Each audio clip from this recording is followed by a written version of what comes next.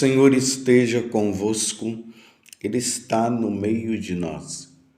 Proclamação do Evangelho de Jesus Cristo, segundo João. Glória a vós, Senhor. Celebrava-se em Jerusalém a festa da dedicação do templo.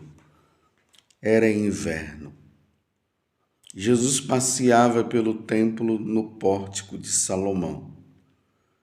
Os judeus rodeavam-no e disseram: Até quando nos deixarás em dúvida?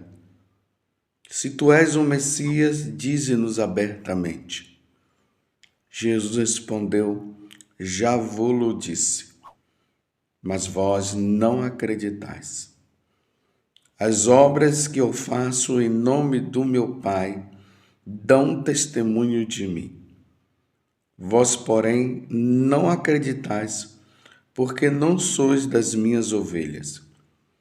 As minhas ovelhas escutam a minha voz. Eu as conheço e elas me seguem. Eu dou-lhes a vida eterna e elas jamais se perderão. E ninguém vai arrancá-las de minha mão. Meu Pai, que me deu estas ovelhas, é maior que todos, e ninguém pode arrebatá-las da mão do meu Pai. Eu e o Pai somos um. Palavra da salvação. Glória a vós, Senhor. Meus irmãos e minhas irmãs, feliz Páscoa para você. E nesse período da Páscoa, em que nós estamos na terça-feira da quarta semana da Páscoa, entramos nesse tempo que é o tempo do bom pastor. Nós começamos ali no domingo, ontem nós tivemos a memória ali de São José, mas as leituras do Evangelho, elas estão aqui em volta do capítulo 10 de São João. Hoje é o versículo 22 a 30, onde Jesus traz essa temática. Ele é o bom pastor e as ovelhas que o seguem conhecem ele e sabe quem ele é. Porque, humanamente, no tempo de Jesus, as ovelhas elas tinham uma intimidade muito grande com o pastor. Não no tempo de Jesus, até nos dias de hoje, lá em Israel. É uma intimidade tão grande que quando o ladrão ele vinha para roubar as ovelhas, e se eles usassem qualquer sinal que não fosse aquele sinal que o pastor se utilizava para que as ovelhas o seguissem, as ovelhas não iam atrás. Esse é o sinal que Jesus está dizendo. Então as ovelhas, elas vão sempre entrar, vão sempre seguir, eles vão passar pela porta que o pastor a conduz, e ela não vai passar por outra porta, e ela jamais será conduzida por outro pastor, pelo mercenário. Não, ela não vai, porque ela tem uma intimidade com aquele pastor. É isso que Jesus está dizendo. Então, trazendo para nós, saindo desse âmbito da parábola, Jesus está dizendo que os seus seguidores, os seus fiéis, aqueles que mudaram de vida e que seguiram Jesus, jamais irão ouvir a voz de outro Deus a não ser a voz de nosso Senhor Jesus Cristo. Há uma intimidade entre o fiel, o seguidor de Jesus para com Jesus. E aqui no Evangelho nós vemos o seguinte: os judeus aqui, os fariseus, os doutores da lei, ao verem Jesus, eles estavam fazendo essa pergunta. Naquele tempo, naqueles dias, aqueles que se haviam... me desculpa, estava lendo aqui os Atos dos Apóstolos. Voltando à leitura do Evangelho. Olha, celebrava-se em Jerusalém a festa da dedicação do templo.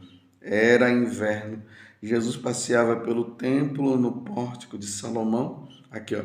Os judeus rodeavam-no e disseram: até quando nos deixareis em dúvida? Se tu és o Messias, dize-nos abertamente. Eles não estavam falando assim porque eles queriam que Jesus se declarasse judeus ou se declarasse o Messias para que eles pudessem aderir a Jesus. Não, eles estavam, na verdade, querendo pegar Jesus em alguma situação para prendê-lo mesmo. E Jesus reafirma: já vou-lo disse, mas vós não acreditais. Já disse isso, até pelas obras. Imagine aquele cego de nascença que Jesus curou, que aqui está no capítulo 9. Imagina a água que foi transformada em vinho. Tudo isso era obras que Jesus havia feito, eram sinais para mostrar para eles que Ele é o Cristo, que Ele é o Filho de Deus e que Ele é Deus, mas eles estavam com o coração fechados. Aí Jesus diz: as minhas ovelhas escutam a minha voz, eu as conheço e elas me seguem. Então, meus irmãos, que isso fique bem claro. No mundo existem dois tipos de pessoas: os que seguem Jesus e os que não seguem. E ainda tem aqui mais um outro grupo. Tem aqueles que ainda não o seguiram por ignorância, porque não ouviram. E tem aqueles que não o seguiram e não seguem porque não querem. Estão com o coração fechado. E ainda existe outro grupo que o segue, mas vive numa situação errada. Vocês estão entendendo esses tipos de grupos que tem? E Jesus está deixando bem claro, mas tem aqueles que me seguem, porque eles conhecem a minha voz e eles são fiéis a mim. Em qual grupo você está? Você está no grupo dos que seguem Jesus e são fiéis? Ou você está no grupo daqueles que seguem, mas vivem uma vida errada e não querem mudar de vida? Ou você está no grupo dos ignorantes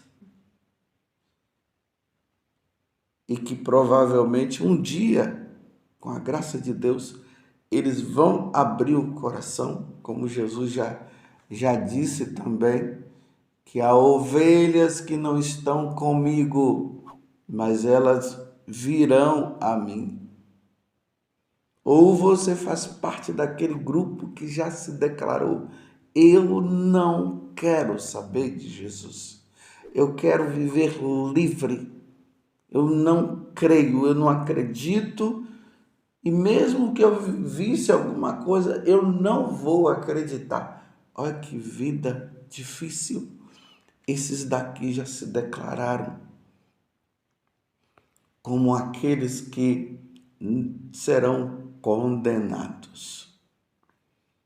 Aqueles que ouvem a minha palavra e não querem saber de mim, estão levando uma vida de condenação e quando morrerem serão condenados. Em qual dos grupos você está? Reflita. E aqueles que são fiéis a Jesus. E Jesus está dizendo que não vai se perder. E nós temos que admitir, você tem que admitir também, se você é um fervoroso seguidor de Jesus, não vamos ficar assim na falsa humildade, não, eu acho que eu não sou, não, você é um seguidor de nosso Senhor Jesus Cristo. Porque você procura viver cada vez mais com intensidade os ensinamentos de nosso Senhor Jesus Cristo, aquilo que a igreja nos ensina e que nos leva ao caminho. Você que é de Eucaristia, você que quando você cai em algum pecado, você se arrepende, busca a confissão. Você, graças a Deus, já é daquele tipo de pessoas que já não tem mais caído em pecado mortal. Então, você que está neste segmento, você precisa se tornar um grande intercessor e com muita humildade no coração. Pedir por aqueles que dizem que estão seguindo o Senhor, mas estão numa vida errada. Pedir por aqueles que estão na ignorância, para que eles possam se encontrar com nosso Senhor Jesus Cristo. Rezar e interceder por penitência por aqueles que não querem saber de Deus. Ultimamente nós vimos aí esse congresso que teve nos Estados Unidos, aquelas pessoas que se declaram contra nosso Senhor Jesus Cristo e que são seguidoras de Lúcifer, que são seguidoras do diabo, que é um grupinho aí que está crescendo, está encontrando aderência por parte de muitos. Precisamos rezar muito, oferecer muito sacrifício para que essas pessoas possam encontrar a verdade. E a verdade é nosso Senhor Jesus Cristo. Esse é o nosso papel de católico também. Porque uma alma, ela tem uma importância muito grande, meus irmãos, diante de Deus. Se fosse preciso Jesus vir ao mundo para se oferecer sacrifício por uma alma, ele viria. Lembremos da parábola da ovelha perdida. Ele deixa todas as outras que estão no redil e vai em busca daquela perdida. Agora imagina, são muitas pessoas se declarando seguidoras de Lúcifer. E os seguidores de Lúcifer não se salvarão.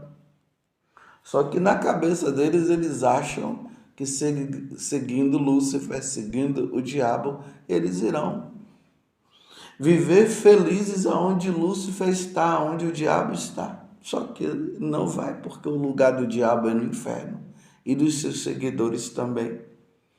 Vai ser triste, meus irmãos, quando eles passarem desta vida para outra e forem para o inferno. E Santo Afonso de Maria de Ligório, ele vai dizer que essas pessoas vão entrar num remorso muito grande, mas não vai ter mais jeito. Que tristeza, que tristeza. Mas claro, cada um é livre para seguir quem quiser.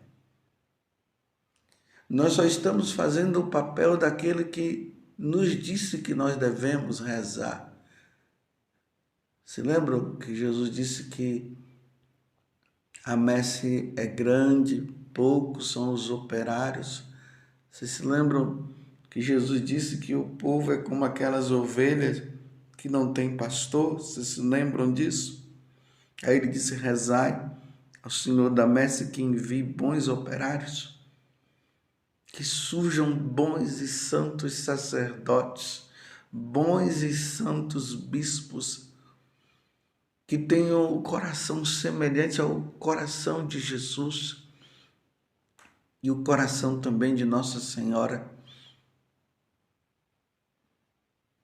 e que pense na salvação das almas. Esse mundo relativizado que nós vivemos, esse relativismo que filtrou-se na igreja, que se filtrou no mundo, que vem de Satanás, infelizmente tem levado muitos sacerdotes, muitos bispos a dizerem que não tem problema, que todo mundo vai se salvar, que toda religião leva ao céu, e já há aqueles que dizem até que não precisa evangelizar essas pessoas, não. Fiquei muito triste quando eu ouvi aquele bispo dizendo que ele não batizaria os indígenas. Que tristeza! Existe isso também. Mas Jesus está dizendo que nós precisamos rezar. Lembremos as aparições de Nossa Senhora, tanto aquelas que já foram aprovadas como aquelas que não foram. Claro, existem videntes por aí que, na verdade, não é aparição, não. Mas eu estou falando daquelas que são aparições verdadeiras. Tem aquelas que foram aprovadas e aquelas que não foram aprovadas, mas são aparições verdadeiras. Que Nossa Senhora fala justamente dessas coisas. Que nos finais dos tempos, nós estamos vivendo já esses finais dos tempos. Mas eu não estou dizendo que vai acontecer hoje ou amanhã, não é isso que eu estou dizendo. Estou dizendo que do jeito que o mundo está, são sinais assim nítidos de que nós estamos nesses finais de tempos, que pode demorar muito ainda para acontecer o dia da chegada de nosso Senhor Jesus Cristo com seus anjos. Mas nessas aparições, Nossa Senhora tem falado justamente disso. Essa força que o demônio, sabendo que pouco tempo lhes resta, que está lá no livro do Apocalipse, no capítulo 12, tem jogado tudo aquilo que é pior e tem levado muitas almas para o inferno. Muitas almas têm ido para o inferno. E Nossa Senhora tem deixado isso muito claro. Mas aquelas que precisarão ser salvas porque ainda não morreram, como Nossa Senhora diz em Fátima, rezai pela conversão dos pecadores. Rezai pela conversão dos pecadores, porque muitas almas têm ido para o inferno. E isso é uma verdade, muitas almas têm se perdido. Então é tempo de nós fazermos jejuns, penitência, para que aquelas que estão longe, até mesmo essas que se declaram seguidoras de Satanás, enganadas por Satanás, elas possam voltar. Elas possam voltar para o verdadeiro Deus que é Jesus, o caminho, a verdade e a vida. E Deus e Senhor. E possam entrar no caminho sim da salvação, da verdadeira salvação. Rezemos, meus irmãos, nos dediquemos, porque os tempos realmente são maus. Os tempos são maus. A morte de Jesus na cruz, ou melhor dizendo, a encarnação de nosso Senhor Jesus Cristo, a sua morte e ressurreição, não pode ser em vão. Jesus mesmo disse que as almas precisam ser salvas. Ele veio para salvar. Rezemos, meus irmãos, e peçamos a Deus a graça da perseverança. E nos voltando para Nossa Senhora, digamos para ela: ó Virgem Santíssima, não permitais que eu viva e me morra em pecado mortal. Em pecado mortal eu não hei de morrer, porque a Virgem Santíssima há de me valer. Valei-me, Virgem Santíssima. Louvado seja nosso Senhor Jesus Cristo, para sempre seja louvado, e a sua mãe, Maria Santíssima.